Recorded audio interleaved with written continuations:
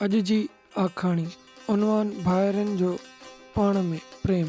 एक ॾींहुं जग में माता सीता श्री रामचंद्र भगवान ऐं लक्ष्मण पंध कंदे चित्रकूट पर्वत जबल ॾांहुं वञी रहिया हुआ त रस्ते में काफ़ी पथरियूं कंडा वग़ैरह हुआ जंहिं उन्हनि खे हलण में दुश्वारी पए आई, पर सभु भगवान जो भाणो करे हली रहिया हुआ त ओचितो श्री रामचंद्र भगवान के पैर में कंडो लगे थो, जेको श्री रामचंद्र के तकलीफ़ त ॾिए थो, पर प्रभु जी का भी तकलीफ़ भरी नथा भरनि। इहो दर्द पंहिंजे सीने में सांझनि था ऐं धरती माता के विनती था कनि, ही धरती माता जॾहिं मुंहिंजो प्यारो भाउ भरत मूंखे ॻोल्हण अचे त ही माता अवियां एतिरा कोमल नरम थी वञिजो जो मुंहिंजे भाउ खे का तकलीफ़ न अचे।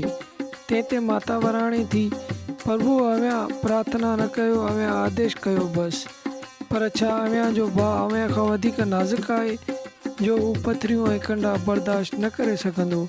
अव्हां खे हिकु कंडो पेर में चुभियो आहे, अवियां आवाज़ तक न कढियो आहे ऐं भरत एॾो कमज़ोर आहे जो अवियां उन जे लाइ प्रार्थना पिया कयो। तंहिं ते श्री रामचंद्र वराणियो, ही माता मूंखे भरत जी चिंता न करे नाहे त उनखे तकलीफ़ ईंदी, पर जे इनखे रस्ते में इहे कंडा पथरियूं नज़र आयूं, उनखे को कंडो लॻो त उनखे तकलीफ़ पेर में न पर मुंहिंजे दिलि में ईंदी।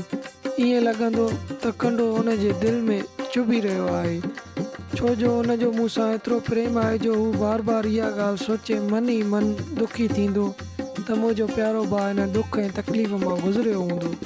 इन करे ई माता जॾहिं भरत जो हितां गुज़रणु थिए त अवियां कपहि वांगुरु नरम थी वञिजो जीअं मुंहिंजे भाउ खे का तकलीफ़ न अचे।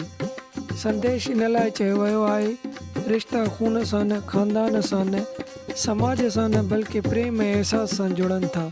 जिते प्रेम ऐं एहसास आहे उते हर रिश्तो कामयाबु आहे।